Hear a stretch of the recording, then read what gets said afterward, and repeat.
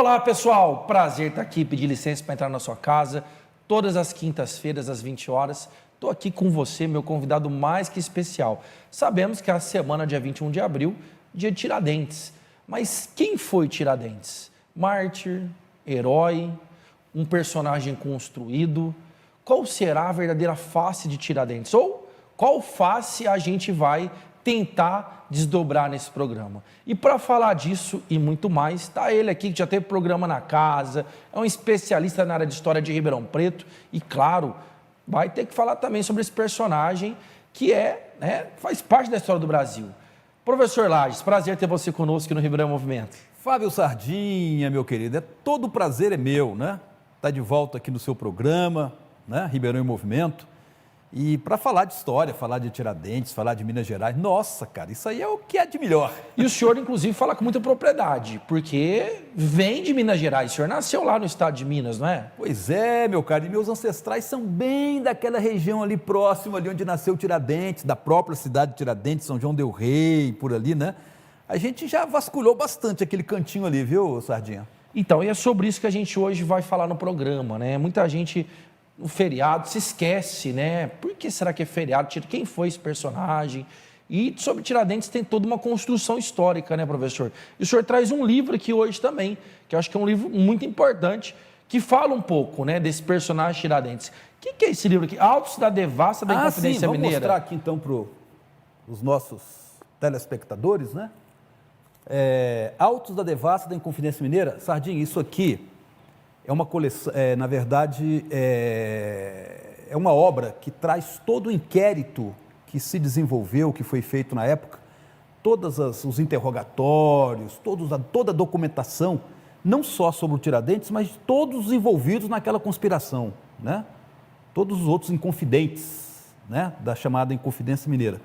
Isso aqui é uma obra em 10 volumes, eu trouxe só o primeiro volume, são 10 volumes, é uma edição do Senado Federal. Eu tenho em casa os 10 volumes, de vez em quando eu dou uma olhadinha lá, né? Quando tem alguma curiosidade. Está todo o processo registrado que levou o Tiradentes não só ao enforcamento, né?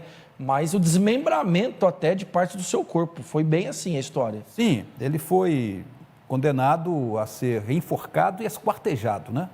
A condenação à morte era bem cruenta, E era também um espetáculo para aquela época, né? Tanto que as partes do corpo foram distribuídas em lugares estratégicos, exatamente para impor medo e desinibir qualquer tentativa de revolta contra a metrópole naquela época, né? O Brasil Colônia teve outros episódios desse quartejamento, como foi o do Tiradentes? Eu desconheço. Eu também desconheço, Sardinha. Será o primeiro episódio desse quartejamento? Pode ser. Seria até interessante, seria até uma pesquisa a ser feita, a respeito disso aí.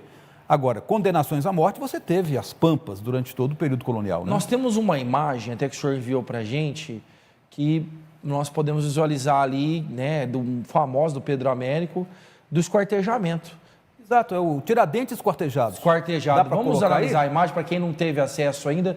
Nós temos a imagem, pedir para o Rogério aí da nossa parte técnica, colocar essa imagem aí. Isso, essa imagem. Se tiver como diminuir ela para ficar mais clara, mas tem muita coisa aí nessa imagem que é simbólica, né, professor?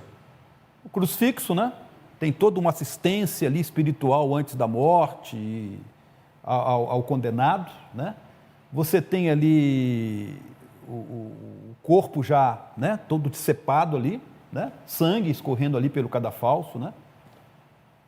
Tiradentes já morto, né? A cabeça já inclusive decepada também. A cabeça foi colocada num poste bem no centro de Vila Rica, atual Ouro Preto, né?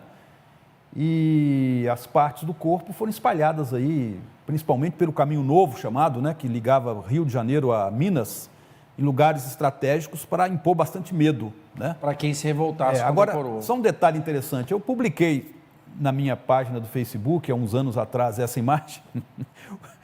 O Facebook mandou tirar, aliás, mandou não, tirou a imagem, tirou a imagem, dizendo que eu estava que era uma imagem que estava propagando, divulgando a violência. Imagina, uma obra Histórica. artística, né, cara? Uma das mais conhecidas do Tiradentes. Até porque essa pintura foi feita quase 100 anos após, né? Sim, o Pedro Pelo Américo, Pedro Américo. isso aí já foi no período ali do final Da do Império, República, né? Da República. Porque, na verdade, o personagem histórico que nos chegou até hoje é muito republicano, né? Porque durante o Império, o Tiradentes era relegado ao esquecimento. Porque, afinal de contas, a família real que governava o Brasil era toda descendente, os parentes lá da Dona Maria I, quem assinou a condenação, toda a realeza portuguesa. Então, não ficava bem você transformar o Tiradentes durante o Império, após a independência, num mártir da independência, né? Então, era um negócio meio tabu, não se fala em Tiradentes, e quando se fala, é para dizer que era um pobre coitado, um esquecido, alguém que se deu mal na vida, etc. A República é que vai construir esse personagem, até com cara de Cristo, né? Que o Tiradentes não tinha nada a ver com Cristo, né? As poucas imagens a grande parte das imagens são todas da República para cá. Só tem uma aí que eu mandei para você também, né? Temos outra imagem, vamos quando você tem a leitura da condenação do Tiradentes. Que é uma imagem que ele está com um uniforme? Não. Seria aquela imagem? É uma imagem que ele se aparece... Vamos pedir aqui para o nosso parte técnico também colocar aí a imagem. Mas então... Quando a gente vai conversando e vai procurar, depois... são várias imagens. E essa imagem seria mais próxima... Talvez a mais próxima da figura real do Tiradentes, né? Mas o mito Tiradentes é uma construção essa republicana. Imagem não, essa daí isso aí já essa aí já é do enforcamento, né? É do Pedro Américo. Mas o mito Tiradentes é muito um mito construído pela República, já que a República não tinha um herói popular, não tinha alguém que... O Deodoro, o Floriano não são heróis populares, são alguém que entrou nessa história aí sem saber direito o que nem estava fazendo, né? Então resgataram a figura do Tiradentes. Tanto que a primeira vez que foi feriado, no dia 21 de abril, foi em 1894, 5 anos após a proclamação da República. Da República. Nós estamos vendo lá as imagens, mas é interessante que até naquela própria imagem do Pedro Américo, dele esquartejado, por isso que eu vi se era possível a gente colocar aquela imagem reduzida.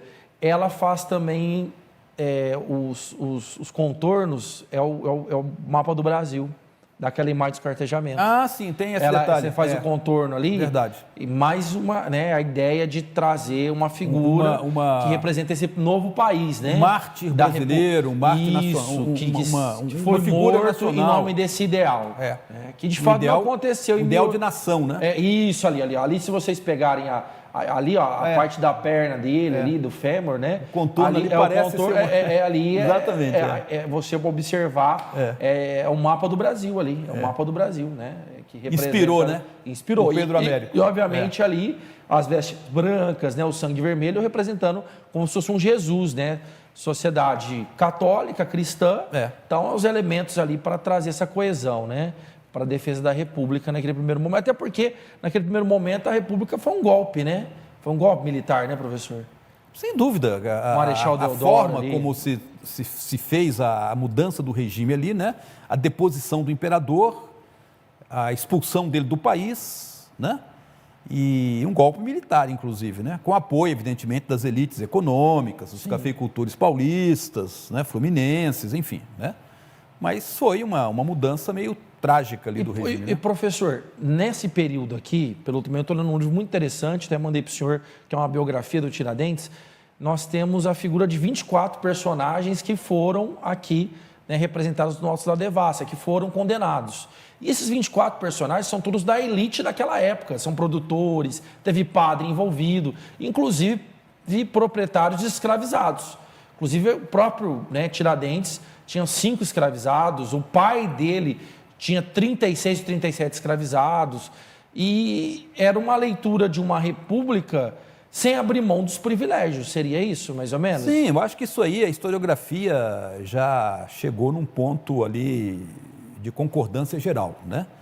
Esse movimento da Inconfidência Mineira foi um movimento de elite, de uma elite econômica, de uma elite social da época, concentrada em Minas Gerais, muito espremida, muito sufocada pela questão tributária e pela falta de liberdade de ação, né? Então, dentre esses inconfidentes, né, você tem ali altas figuras da sociedade mineira do final do século XVIII. Então, você tem ali altas patentes militares, né? Você tem o pessoal do clero, né, como o padre Toledo, de São João del Rei, padre Rolim, lá da Vila do Tijuco, atual Diamantina. Você tem intelectuais, né, você tem gente ligada ali à questão do comércio inclusive de escravos, né? Então, é uma elite econômica que arquitetou de uma forma muito pouco orgânica, né? Eu acho que, mesmo que não tivesse a chamada traição, que eu prefiro dizer que não houve bem uma traição para entregar os inconfidentes, né, e se abrir a devassa contra eles. Eu acho que houve mais uma delação. Foi a primeira delação premiada da história. Pois Vamos é. falar, a primeira delação premiada da história. Pois é, a gente pode dizer que foi uma delação. Se foi premiada, a gente pode até discutir, mas que foi uma delação, foi. Não, eu falo premiada porque... Eles foram foi perdoado, né? Não perdoados, porque estavam participando do movimento. Aí é que está a questão é essa. Era uma trama muito mal urdida, muito mal preparada, e que, afinal de contas, tinha muitos braços, muitos contatos, gente que participou de uma conversa ou de duas, e depois nem passou para frente, ou passou por uma... E, de repente, vem a devassa querendo saber de tudo, os mínimos detalhes das mínimas conversas. Então, o envolvimento ou não de muitas dessas figuras foi um negócio assim muito complicado, né? Até para os inquisidores, até para saber realmente o grau de responsabilidade ou responsabilização que cada um tinha. Por isso que alguns se adiantaram, foram lá e entregaram tudo, entregaram os companheiros, né? Então, foi uma delação. E o prêmio que eles receberam, o Silvério dos Reis, por exemplo, foi o esquecimento das dívidas fiscais que tinham altíssimas, né? Foram perdoados. A coroa. E agora, sim, o que na verdade é o contexto, né, que teve esse pensamento de uma inconfidência, até a emancipação do Estado de Minas Gerais do Império. Exato. É como se fosse uma república ali. O contexto daquela época era a questão do chamado o quinto, né? Que era aquela parte ali que ia ser retirado para pagar o valor do extraído do ouro, né? Você está tocando duas questões aí. O quinto foi uma das várias formas de cobrança do imposto sobre a produção do ouro. Agora, nesse momento específico da Inconfidência Mineira, havia uma outra questão mais urgente que o governo português fazia questão de cobrar, que era a derrama. A chamada derrama era a cobrança dos impostos atrasados, que aí você tinha que pagar, e se você não pagasse, você seria expoliado de algum... O que você tivesse ali era levado. Era levado, era algum bem. Fazenda... E isso podia chegar até a prisão. Então, a derrama, por exemplo, era uma verdadeira tragédia para essa elite econômica de Minas Gerais. E outra coisa que você falou aí também, ô Sardinha, que vale a pena destacar, é que, na verdade, o movimento não passou de Minas Gerais. Então, era um negócio até complicado, né? Como é que uma colônia tão extensa, né, como o Brasil ia ter uma independência apenas localizada em uma de suas capitanias? Os primeiros contatos já tinham sido feitos pelo próprio Tiradentes, porque o cara mais viajado de todos eles era o Tiradentes. O Tiradentes era um verdadeiro propagandista. Ele se expôs, assim, publicamente. Era um influencer da época. Um influencer. Agora que nós estamos nos influencers, o influencer mor da época e do movimento era o próprio Tiradentes. E por isso que ele se expôs, por isso que ele se apresentou, por isso que ele foi, inclusive, o único que foi o fator condenado à morte. determinante por ele ser o único condenado à morte é que em nenhum momento ele negou a participação. Eu creio que foi o único, né? É daí que talvez sairia a ideia do heroísmo dele, né? De não negar em nenhum momento. Não negou em nenhum momento, organização assumiu toda a responsabilidade sozinho. E os outros se aproveitaram enquanto que os outros... Mas assim, os outros não é que se aproveitaram, porque os outros negaram a sua própria participação. Sim. Até onde puderam. De repente, olha, está muito evidente aqui, ó, a delação comprovada aqui por outros fatos, não sei o quê, né? Agora, porque um não ficava sabendo do depoimento do outro, claro, né, para saber. Sim. Agora, o Tiradentes não, assumiu para si toda a responsabilidade e depois, assim, para todos, ele era o mais evidente envolvido na conspiração, né?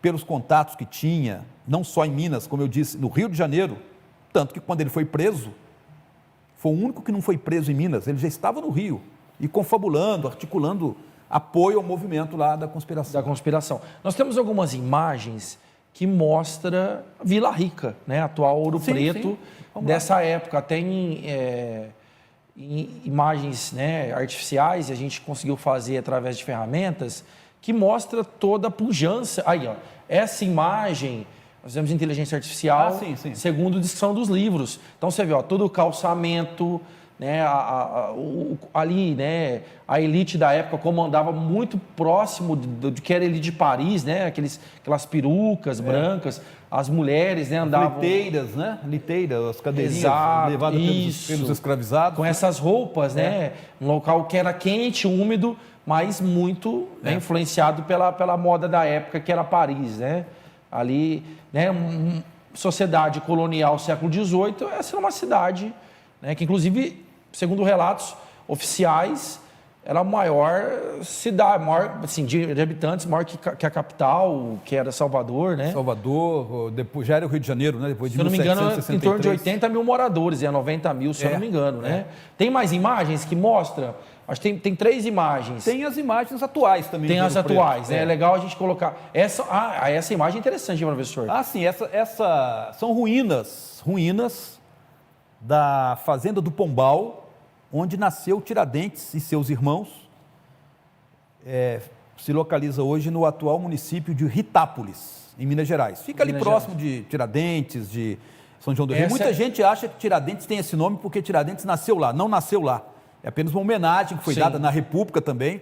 Era São José del Rei, o antigo nome da cidade de Tiradentes, né? Tomou esse nome depois da República e aí você tem as ruínas da Fazenda do Pombal. Aí você tem a Praça Tiradentes, lá em Ouro Preto, nas condições atuais em que ela se encontra. Ao fundo ali você tem o Museu da Inconfidência, né, que passou agora recentemente por um restauro, foi reaberto recentemente para a visitação pública, né? E é uma cidade, ao redor, né, temos muitos morros, né? Exato, o Itacolomi ao fundo, é uma paisagem maravilhosa. Você está vendo ali na praça o monumento ali ao Tiradentes? Sim, né? Aquele é um monumento a Tiradentes. Ali você tem a estátua ali, a imagem do Tiradentes hoje, né? Mas deve ter sido exatamente ali onde havia o famoso poste onde foi colocado a cabeça do Tiradentes. E depois consumiram com ela, certamente... dizem que ela desapareceu sem deixar vestígio, né? Temos mais imagens, né? Vamos aí mostrando para você que está em casa. Programa hoje especial. Olha aí, essa imagem... sim, esse é o famoso Panteão dos Inconfidentes, que fica lá dentro é uma das salas, uma sala meio escura, com pouca luminosidade, né? E você tem no chão as pedras, né? Os túmulos com os restos mortais de 14 inconfidentes, né? Olha só, estão enterrados ali. Porque esses inconfidentes, o Tiradentes foi morto, né? Foi enforcado, esquartejado. Os demais, eles foram expatriados, né? Os padres foram mandados para Portugal e os demais foram mandados para Angola, Moçambique, para colônias portuguesas da África, naquela época, né? E a partir do período Vargas, né? Você tem todo um movimento patriótico, né? De trazer de volta, de retornar com esses restos mortais, aí que foi construída no Museu da Inconfidência. Uma cripta ali, vamos dizer assim, né? E ali tem um lugar todo assim, silencioso, né? Ninguém fala nada, todo mundo entra ali com muito respeito, né? Porque você tem ali o túmulo, né? Onde estão os restos mortais de 14 inconfidentes. 14 inconfidentes. O Panteão dos Inconfidentes, né? E temos outra imagem. Olha lá, olha o Tiradentes parecido com Cristo, né? Isso. Cabelos longos, tudo indica que não é. Ele era militar, era alferes da cavalaria de Minas Gerais, né? Ele nunca poderia ter essa cabeleira, né? Então, é uma imagem criada também pela República. Para a República, né? Tanto para aparecer com Cristo, uma sociedade... né, que é cristã, católica, então, católica, era uma forma de... É uma forma de trazer essa unidade, né, de trazer essa aí, colar, né, de forma aí que as pessoas possam ter esse representante da República. Nós temos mais imagens? Nós temos mais imagens, hein? Vamos aproveitar, já estamos aí né, falando desses momentos. Agora, quem está em casa... é interessante porque, às vezes, o homem real de Tiradentes, as pessoas, às vezes, não conhecem, né? Olha, essa imagem aí... É essa que eu estava falando, a leitura da sentença de morte ao Tiradentes, né? Está vendo ele ali no meio, né? Já, sim, de branco. De branco, fazendo algum gesto ali. Observe que, segundo dizem, né? Seria a imagem mais próxima do que seria realmente E essa pintura foi Tiradentes. de que período, professor? O senhor tem aí? Essa pintura já é do período da República também. Da República também. Você não tem, praticamente antes da República... Nenhum registro. Nada. Né? O Tiradentes é uma figura completamente até execrada. Né? Então aqui, por exemplo, é uma obra do Leopoldino de Faria, né? Mostrando a leitura da sentença, é o nome da... E ali tem todo o simbolismo, né? Todo ele de branco, representando ali talvez a paz, né? A verdade. Você vê que o próprio rosto dele nada tem a ver com esse rosto de Cristo aí. Que, não, é né? até meio careca, ali parece, é meio calvo, né? E um pouco forte, assim, né? Um pouco gordo, sim, né? Sim. E ali nós temos ali esse momento da leitura sentenciamento ali de Tiradentes, né? E temos mais imagens? Temos mais imagens? Acho que nós temos mais algumas duas imagens, 2 ou 3 aí. Interessante para quem está em casa visualizar. Mas eu estava dizendo, Sardinha, que às vezes as pessoas não conhecem nada... essa imagem, ó. Outra. Essa aí ele como alferes, né? Aí bem mais jovem do que a época em que ele foi preso e condenado, né? Mas também tudo indica que não era a figura... né? Real do Tiradentes, do Joaquim José da Silva Xavier. Né? Joaquim José da Silva Xavier. Mas agora, o senhor falando da pessoa, né? Pessoa, do cidadão. Porque ele, por exemplo, ficou órfão de pai e mãe aos 11 anos e foi educado, né? Foi criado, na verdade, pelo tio, que era dentista registrado. E com esse tio, é que com certeza ele aprendeu o ofício de dentista. E por isso o apelido que ele recebeu, Tiradentes. Né? Com 19 anos, ele já era mascate, já era comerciante, que rodava o interior da colônia de ponta a ponta, Minas Gerais, São Paulo, Rio de Janeiro, chegando até na Bahia. Era um profundo conhecedor do interior brasileiro, era um cara muito viajado. Né? E com 29 anos, ele entra para o Regimento de Cavalaria em Minas Gerais, né? E ocupa o posto de alferes. Não existe mais essa patente, mais ou menos alguma coisa que se aproxima de segundo tenente hoje do Exército. Né? E outra coisa, né, que poucas pessoas sabem é que ele era um profundo conhecedor de plantas medicinais. Olha só, de plantas medicinais. Plantas medicinais. Como se fosse um botânico. Exato, que ele teria aprendido com um padre primo dele. Deixa eu ver se tem o nome aqui do padre primo dele, o Frei José Mariano da Conceição Veloso, que foi o nosso maior estudioso de botânica. O cara tem uma obra, né? Flora Fluminensis, em 11 volumes, escrito ainda no período colonial. Então, esse cara deve ter sido professor de plantas medicinais do Tiradentes, porque ele não só tratava de dentes das pessoas, né? Gratuitamente, não cobrava nada por esse ofício dele, inclusive de escravizados, de pessoas pobres e tudo mais, e como também fazia receitas médicas para curar lepra, curar outras doenças muito comuns naquela época. Olha só que interessante. Interessante. Eu mesmo não sabia dessa parte das plantas medicinais.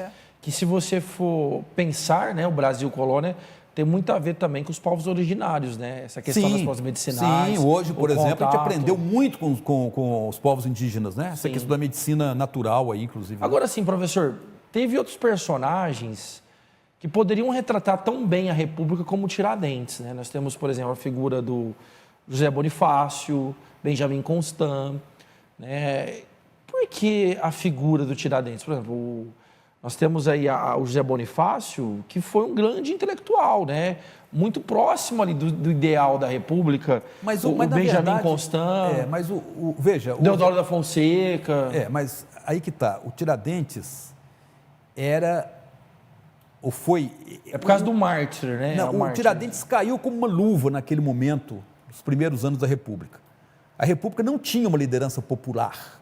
Silva Jardim talvez o mais radical dos republicanos ali, do movimento republicano. Você sabe que Jardinópolis, inclusive, tem esse nome de Jardinópolis em homenagem ao Silva Jardim. Mesmo? Desses personagens da República. A gente acha que Jardinópolis é alguma coisa ligada a Jardim, não.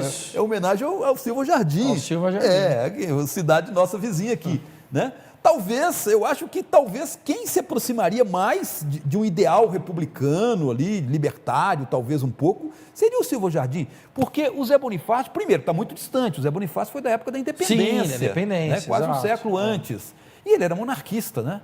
Ele era ministro de Dom Pedro I, depois foi tutor de Dom Pedro II, cuidou da educação de Dom Pedro II nos primeiros anos. Era muito ligado à monarquia, né? E aqueles que realmente deram o golpe militar da República, como você citou o Deodoro, mas aí você tem o Floriano, você tem o outro que você citou, Benjamin Constant e outros ali positivistas. Teve o Rui Barbosa também. O próprio Rui Barbosa. Não eram lideranças populares, eram alguém muito mais distante. Intelectuais. Sim.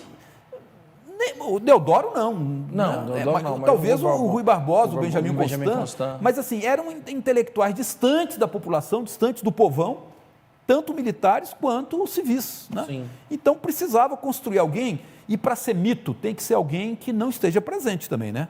Sim. Alguém que já tenha um passado, que tenha uma referência e uma reverência do passado. O Tiradentes, então, caiu como uma luva aí nesse momento, para representar esse ideal republicano, esse ideal de um Brasil moderno, que vai desenvolver, que vai progredir, etc. Né? E hoje, na atualidade, principalmente no feriado, os espectros políticos tentam fazer uma releitura de Tiradentes. A direita, a extrema-direita, tenta trazer o Tiradentes como aquele que está ali questionando a questão dos impostos, né? Que hoje, na atualidade, seria, né, essa questão aí do imposto mais pesado. E à esquerda, nós temos também, né, a leitura de que o Tiradentes foi aquele mártir que deu a vida, né, com relação a outro sistema, né, apesar que também fazia parte da elite da época, não podemos negar, né, que o Tiradentes não foi ali, né, um cara desfavorecido. Inclusive foi um movimento que não teve participação popular, foi Inconfidência Mineira. Nenhuma participação popular. Nenhuma. Mas olha, você tem razão, quer dizer, são certas figuras históricas, ô Sardinha, que vão sendo ressignificadas de acordo com o tempo, de acordo com os interesses políticos do momento, né? Então é possível fazer essa leitura, né? Agora, é interessante perceber também, eu não vi tanto assim a extrema-direita explorando a figura do Tiradentes agora, esse ano, por exemplo, no ano passado, não vi. Eu vi mais muita coisa dos historiadores, dos estudiosos, muita coisa aí sobre a própria biografia do Tiradentes aí aparecendo, né? Porque, de qualquer forma, você cobra o conhecimento. Sim. Conhecimento histórico, conhecimento científico sobre os movimentos, sobre os fatos históricos, sobre os personagens também da história, né? E aí, já que você tocou nesse assunto, foi muito falado esses dias todos, aí, essa semana, de um livro que foi encontrado, quando o Tiradentes foi preso no Rio de Janeiro, encontraram esse livro no bolso dele, porque era um livro pequenininho, um livro pequeno, né? Como é que se chamava o livro? Deixa eu ver aqui que eu tenho anotado. Coleção das Leis Constitutivas dos Estados Unidos da América. Um livro escrito em francês, então, veio da França, olha a ligação da Inconfidência com a Revolução Francesa. E com os ideais iluministas. E principalmente com a independência dos Estados Unidos, que agora já tinha ocorrido. Só uma pausa, né, professor? Olha que interessante. O movimento revolucionário francês era anticlerical, na sua essência. E aqui no Brasil, a própria Inconfidência tem figuras clericais apoiando. Então você percebe assim, engraçado. Você tem uma inspiração.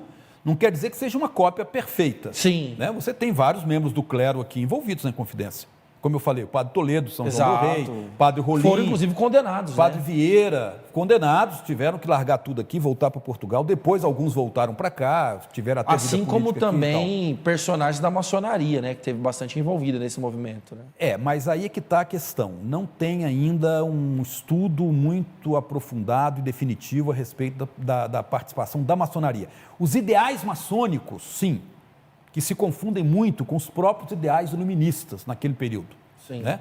É bem provável que tivesse já maçonaria porque quem aqui. era da maçonaria era da elite, né? Sim. Não era os populares. E como ali foi a elite que organizou esse movimento... Mas você tem vários movimentos intelectuais naquele momento que alguns têm relação com os ideais com a maçonaria, mas a maçonaria como instituição que já existia muito bem consolidada na França, Estados Unidos, você ainda não tem no final do século XVIII aqui. Isso vai se estruturar melhor na época da independência, já em 1820, 22, Dom Pedro, Zé Bonifácio, II, todos eram maçons. Inclusive, Dom Pedro II era o mais alto grau, né, da maçonaria. Mas eu queria voltar aqui no livrinho. Isso, que estava no bolso dele. Estava no bolso dele, né? E foi uma das peças de acusação. Quer dizer, o que você está fazendo com um livro sobre as leis constitutivas dos Estados Unidos, em francês, que era um livro revolucionário, quer dizer, estava pregando aqui no Brasil. A independência dos Estados Unidos foi em o que eles fizeram lá nos 1776. Estados Unidos. Antes, cerca de 20, 30 anos antes. Não, um pouco menos, talvez uns 10, 15 anos antes, né? E foi descoberto nesse livro várias anotações, frases inteiras, parágrafos inteiros sublinhados com lápis, e anotações, uma letra muito pequenininha, e já se sabia desse livro, dessas anotações. Agora, recentemente, o setor de criminalística da Polícia Federal fez um estudo profundo sobre o livro e sobre essas anotações, comparando, inclusive, a grafia desses textos escritos, né, com outros textos de Tiradentes, porque ele era um oficial, tem muita coisa que ele escreveu do próprio punho. Então fez um estudo comparativo e comprovaram que essas anotações são de fato do Tiradentes. Você quer saber alguma coisa que ele anotou ali? Claro, vamos lá. Vamos ver. Olha só, não devem existir leis retroativas. Discussão jurídica interessante, hein? Sim. Retroativas, leis que valem para o passado, só valem daqui para frente. Todos devem ter recurso a uma justiça fácil, completa, sem reserva e sem demora. Outra, não devem existir multas exageradas, penas cruéis e inusitadas. Uma outra, exércitos permanentes são perigosos para a liberdade. Militar deve estar sempre subordinado à autoridade civil. Ele escreveu isso? Já escreveu isso? Sim, escreveu nas anotações. Olha, serve do livro perfeitamente para o nosso presente, então, né? você está percebendo que muita coisa de 200 anos estava à frente do seu tempo. Sim, muito à frente do seu tempo. Podemos até dizer isso. Inclusive com relação ao acesso à justiça gratuita, que até hoje que a gente ainda batalha é muito tanto difícil, né? Várias legislações aí promovidas, mas a população mesmo é difícil ter acesso. Professor, foi um prazer conversar com você, como sempre é. Enfim, e fica à disposição aqui para o senhor falar de algum evento, atividade que o senhor está sempre aí envolvido em atividades, tanto lá no centro, com a história ali do Quarteirão Paulista. Agora o senhor está aposentado também, o senhor era servidor lá no Distrito Federal, agora está aposentado como professor no Distrito Federal, então vai ter mais tempo, creio, para se dedicar a essas questões históricas. Como professor aposentado aqui da Prefeitura, Rede Municipal de Ensino, em Brasília, foi como consultor técnico legislativo da Câmara Distrital, da Câmara Legislativa de Brasília, do DF, né? Me aposentei agora em fevereiro. Então, e a gente continua aqui em Ribeirão Preto fazendo esses projetos legais aí que a gente acredita muito de patrimônio cultural. Agora mesmo está acontecendo na UGT, aos sábados pela manhã, um curso de educação patrimonial para quem ensina, voltado para professores, professoras. Está aberta a inscrição ou já Não, começou? já está acontecendo. Já está acontecendo. São 10 encontros, nós tivemos o 5º sábado passado, né? Cada dia com um especialista nessa área de patrimônio cultural. Eu fui o primeiro que abri e outros colegas estão dando sequência. Muito legal, muito bacana, com um grau de profundidade excelente, né? E, professor, não posso deixar de perguntar, o senhor já foi vereador, acompanhei seu mandato, que era do movimento estudantil, né, muito próximo, foi um mandato muito popular, fez história na cidade com relação principalmente ao patrimônio histórico. Eu acho que tudo que a gente tem hoje de falar do Conselho aqui municipal em defesa do patrimônio histórico e leis avançadas foi no seu período ali como vereador que eu acompanhei. E o senhor é suplente atualmente. Pode, com chances reais, aí creio que assumir, né, professor? Eu estou na primeira suplência exatamente da federação, né? PT, PV, PCdoB. Então, caso aconteça o afastamento de qualquer uma das 3 vereadoras, se alguma for eleita, por exemplo, agora na eleição esse ano, né? e for lá para a Assembleia Legislativa ou Câmara Federal, não sei, né? E deixar vago, né? O senhor é o próximo a assumir. O próximo, eu sou o que devo assumir a cadeira na Câmara. Que maravilha, faz falta naquela casa um professor, uma professora, e com certeza tem a nossa torcida, professor. Obrigado, porque Sardinha. Acho que ali a gente precisa mesmo. Né, você que conheceu, você que estava muito próximo. Muito né? próximo. Era do diretório, não, era do Grêmio Estudantil, doutor Daniel Mota, né? Fiz o jornalzinho, o senhor ajudou a gente que ajudava, a gente... Desde essa época. Isso nós estamos falando aqui de 2001, 2002, há mais de 20 anos atrás, Há mais de 20 anos atrás, exatamente. Tem uma história. Tem uma história. Não dá para fazer um livro não, mas tem uma história e com certeza o seu mandato fez história em Ribeirão e com certeza merece retornar àquela casa. Esse é o meu desejo também, professor. Dizendo aqui para o senhor, devido a essa história de compromisso, eu que sou professor de história, né, com a nossa cidade e pela ética, né, na política, pela política pública. Sempre é um prazer ter o senhor aqui. Satisfação. Sempre que eu estiver aqui em Ribeirão, pode me convidar que estaria aqui no Ribeirão em Movimento. Mas é um prazer, professor. Obrigadão. E você não sai daí porque agora tem mais, né? Tem mais informação, luta, movimento com a nossa querida professora e deputada estadual, professora Bebel, e também presidente da POS com a TV APOESP. E logo após tem um Chico Poli, diretor, que também vai falar das novidades do magistério com a TV O Demo. E até semana que vem. Grande abraço. Colegas, se a lei é por nós, quem será contra nós?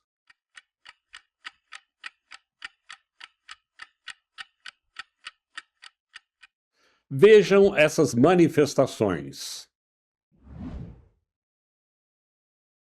2013 até 2024 aqui, nós tínhamos no país a diferença em milhares de contratados de professores em relação, nós tínhamos mais do que o dobro de concursados efetivos do que temporários.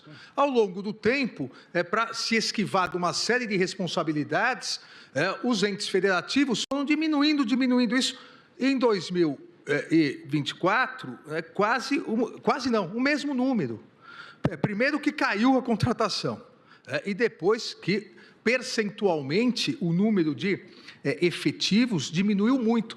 Isso evita, ou isso prejudica muito, o planejamento, como foi dito da tribuna.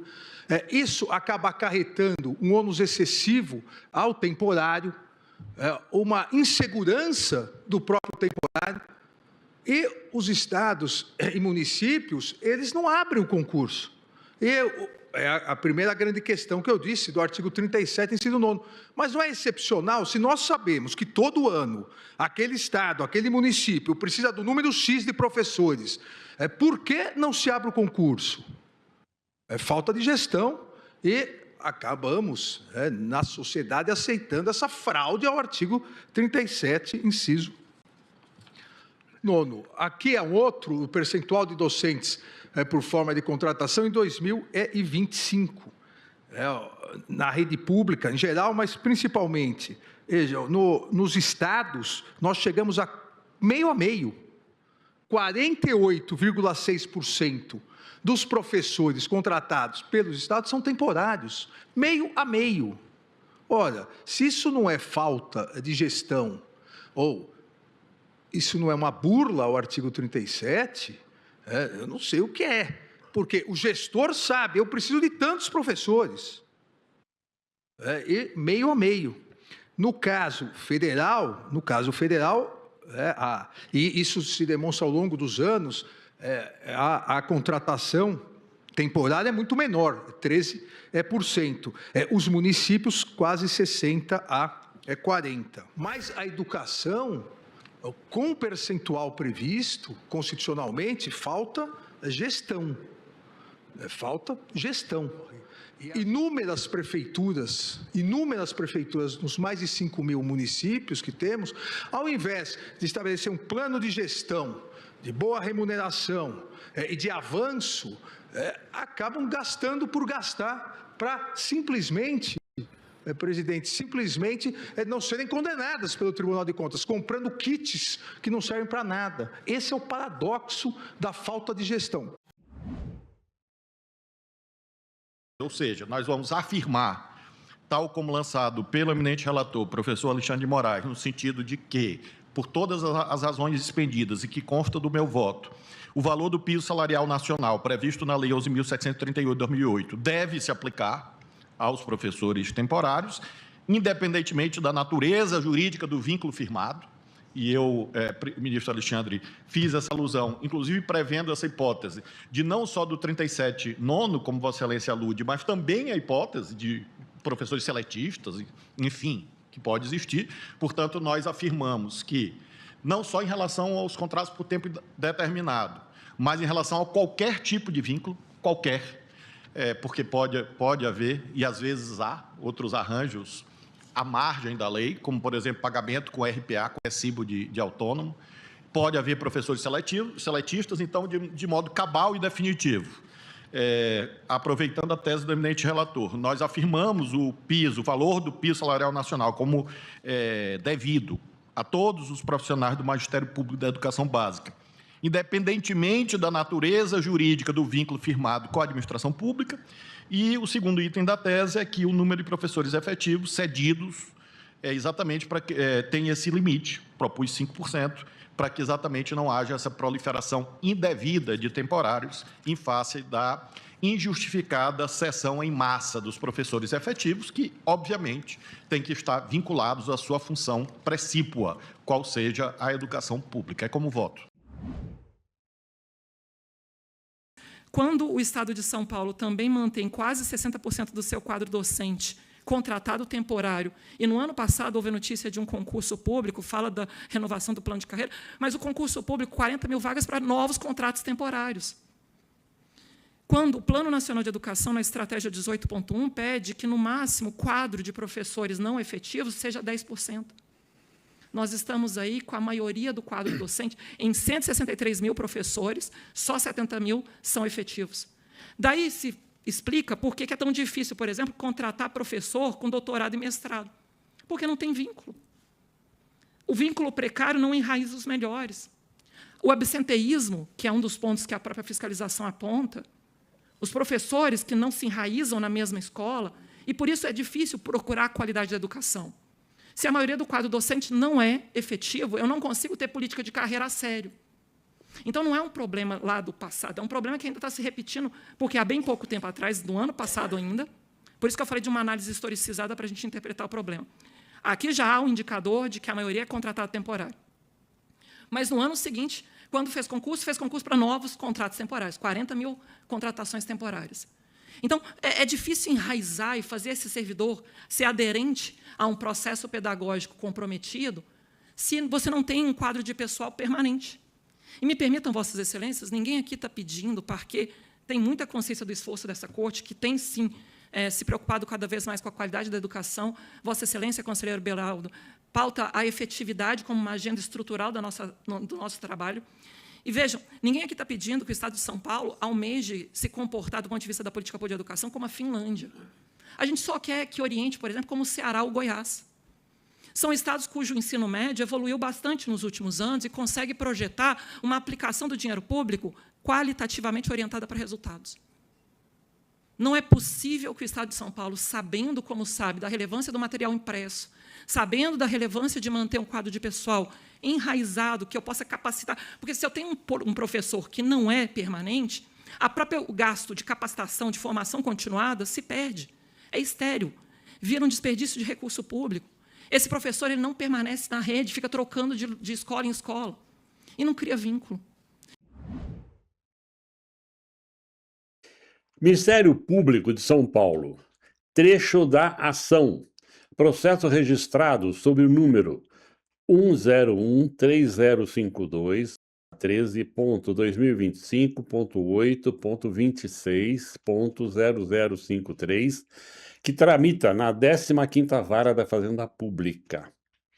Ao final, seja julgada procedente essa ação civil pública, confirmando a liminar concedida, condenando a ré à imediata adoção das providências necessárias para o início do procedimento administrativo de realização de concursos públicos, percorrendo-se todas as etapas ordinárias à sua finalização e homologação, nomeando-se, já nos anos de 2025 e 2026, ao menos 1.177 candidatos habilitados em concurso para diretor de escola escolar e 702 candidatos habilitados em concurso para o cargo de supervisor escolar educacional, seguida da posse desse contingente de aprovados e da formação de cadastro de reserva em cada carreira até o vencimento do concurso público.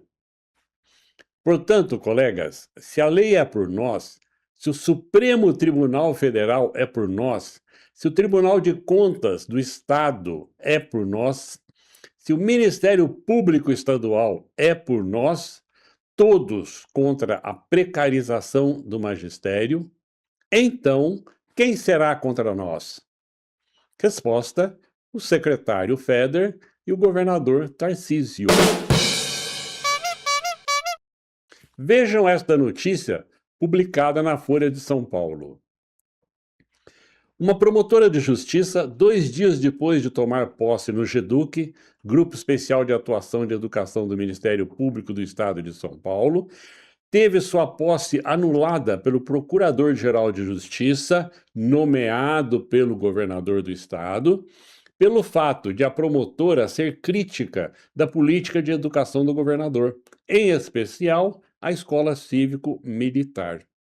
Um detalhe: a Constituição Federal, no artigo 127, parágrafo 2º, assegura ao Ministério Público autonomia funcional e administrativa, para que ele não seja um órgão subalterno, capacitando-o a atuar na proteção da sociedade, inclusive contra abusos de poder de outras instituições. Mas, como diria o governador, que eu não tô nem aí. Obrigado, colegas, pela atenção e até o próximo 15 minutos de O Demo.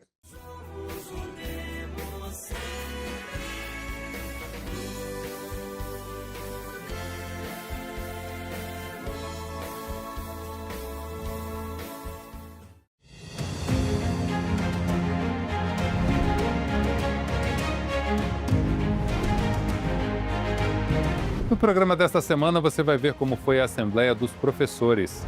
Vai acompanhar a luta da categoria na Assembleia Legislativa e vai saber mais sobre a plataformização do ensino. Confira. No dia 10 de abril, sexta-feira, foi realizada a Assembleia dos Professores da Rede Pública na Avenida Paulista. Na parte da manhã, o Conselho Estadual de Representantes se reuniu na Academia Paulista de Letras, no centro da capital. O evento contou com a participação do historiador Vanderlei Elias Neri e do ex-ministro José Dirceu, que contribuíram com análises da atual conjuntura. Lembra o que o Bolsonaro fez? Fechou o Ministério da Cultura e começou a destruir o Ministério da Educação.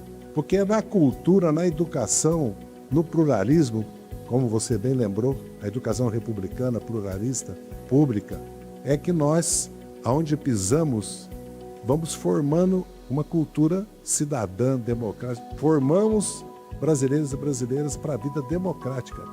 Nunca a educação e a ciência e a tecnologia foram tão importantes. A deputada professora Bebel, atualmente licenciada da diretoria da APUESP, fez um relato de como está a tramitação da reforma administrativa na Assembleia Estadual. 3 sessões eu consegui segurar. Quero ver se segurar a semana que vem. Porque me parece que se for para maio, não pode mais, né? Não sei bem isso, preciso buscar isso. Mas, de qualquer maneira, a nossa posição tem sido pela retirada do PL 1316. Isso na bancada de oposição é uníssono. A menos que avance retirando o professor Farol, retirando a punição através da falta e também a avaliação punitiva sobre tudo. Então, acabei de explicar, não está em tramitação, mas está em regime de urgência. Estar em regime de urgência significa que o governo vai ter um período de 6 horas para debate. Após intenso debate, os conselheiros decidiram levar para a Assembleia a proposta de um calendário de lutas da categoria.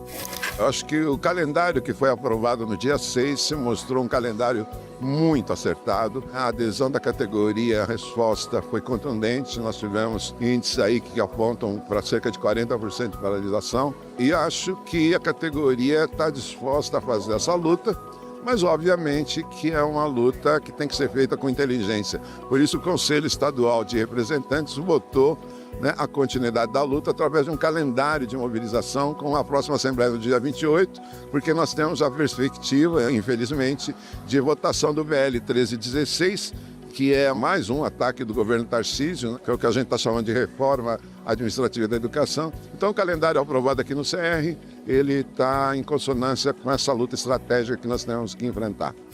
Na tarde do mesmo dia, a categoria se reuniu em frente ao MASP, na Avenida Paulista. Foi a maior assembleia do ano, resultado de intensa mobilização. Hoje, eu represento a nossa entidade junto com outros diretores da Confederação Nacional de Trabalhadores de Educação. E semana que vem é a 27ª Semana Nacional em Defesa e Promoção da Educação Pública no Brasil. Nós vamos discutir valorização, nós vamos discutir soberania e democracia, nós vamos discutir respeito ao piso e previdência. Nós aprovamos no Conselho que no próximo dia 28 nós faremos uma assembleia lá na Assembleia Legislativa no dia 14, a partir das 14h30, lotar a Assembleia Legislativa para acompanhar os debates sobre o PL 1316. Participar da dia 15, a CNTE, a CUT e as demais centrais estarão fazendo uma marcha em Brasília. A POSP estará presente nesta marcha. Aqueles e aquelas que votam na proposta CR, no dia 28, por favor, manifestem levantando o braço. Olhem bem, ok. Após a Assembleia, os professores partiram em passeata até a Secretaria Estadual de Educação, na Praça da República. Na terça-feira, 14 de abril, a deputada estadual professora Bebel comunicou a decisão dos professores na Assembleia Legislativa. Nós temos um PL aqui na casa, que é o 1316, só para diálogo com quem é deste PL. A gente tentou tirar. O melhor seria a retirada do PL. Não tirou o PL. O que é que nós temos que fazer, gente? Nós temos que, no mínimo, buscar a melhora desse PL. Ou a gente vai permitir que com uma falta, 2 faltas, 3 faltas, vocês percam o dia todo.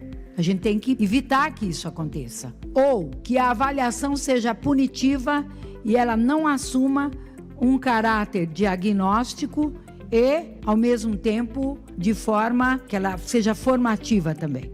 Nós temos que ver o que nós vamos fazer. Ou nós vamos permitir que o secretário da Educação diga quando os funcionários de escolas, os supervisores, os diretores vão ter seu recesso. Por óbvio, nós estamos aqui para fazer mudanças. E a gente já trabalhou aqui, nessa tribuna, fazendo mudanças. Eu nunca me esqueço do confisco dos aposentados e pensionistas. Se isso não foi uma construção desta casa, e foi da casa, não é de ninguém, foi da casa. Anote aí, no dia 28 de abril, uma terça-feira, os professores da rede pública irão se reunir na Assembleia Legislativa para pressionar os deputados a não aprovarem o PL 1316 da forma como foi proposto. Na semana passada, nós mostramos alguns dos riscos da plataformização da educação do ensino público do estado de São Paulo. Vamos continuar tratando do assunto na segunda parte dessa matéria, porque existem outros problemas que afetam o trabalho de professores e professoras, além do próprio futuro dos alunos. Em uma indústria, a produção em série precisa seguir medidas e procedimentos padronizados para não comprometer toda a cadeia produtiva. Mas crianças e adolescentes não são produtos. Por isso, apesar do processo de educação seguir regras e métodos, o desenvolvimento de cada aluno não pode ser avaliado apenas por gráficos e números. É preciso adequar parâmetros para cada tarefa e necessidade. E a forma plataformizada de ensino do governo de São Paulo atropela essa questão de forma indiscriminada. A correção desses sistemas, em geral, eles têm alguns parâmetros já pré-fixados. Então, por exemplo, ele vai se concentrar na questão gramatical da redação, mas ele não vai se concentrar na criatividade, porque ele não tem como avaliar a criatividade do estudante, né? Então, ele vai se concentrar em alguns parâmetros. O estudante, que é bom em gramática, mas que em termos de criatividade, sensibilidade social, ele não é bom, ele vai ter uma ótima avaliação. Então, o que você está avaliando, né, na verdade, nessa redação? Com professores e professoras sobrecarregados e lidando com classes superlotadas, eles acabam se vendo sem alternativas. Ele vai acabar optando por uma coisa pré-criada se ele também tem muitas turmas, muitas coisas para corrigir, né? Você acaba entupindo o professor de tarefas e é claro que ele é levado a escolher uma avaliação que já está pronta. Então, às vezes, isso não é imposto diretamente, mas é imposto indiretamente pelas condições de trabalho. Como resultado, surge um problema que é um dos focos da luta da APUESP. E isso nos remete, né, a toda aquela questão do adoecimento docente, que não é uma coisa nova, né, não é uma coisa... O fenômeno do adoecimento docente tem várias causas, ele é multicausal, digamos assim. Só que ele está cada vez mais convergindo para uma causa única, que é essa aceleração, essa pressão em cima do professor. Em vez de investir em plataformas que padronizam a educação, o governo do estado deveria investir nas condições de trabalho dos professores e professoras e garantir que eles tenham motivação para desempenhar suas tarefas. Você precisa ter um limite no número de alunos, né? Os professores precisam ter segurança em relação aos seus vínculos de trabalho. É poder de decisão, poder de escolha, que é o que mantém a autonomia do professor, que mantém a sua motivação também, né? E acompanhado das condições de trabalho. O programa de hoje fica por aqui. Acompanhe as lutas dos professores através do portal e das redes sociais da APUESP. Aponte o celular para o QR Code e siga as redes sociais do Educação na TV. Até a próxima semana.